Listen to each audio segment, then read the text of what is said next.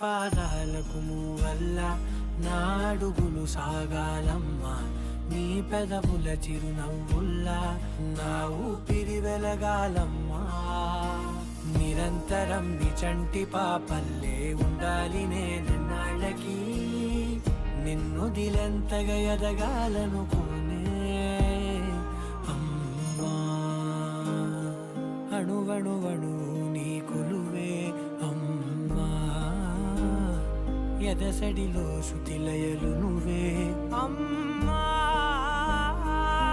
నే కొలిచే శారదవే, నన్ను నిత్యం నడిపే సారథివే.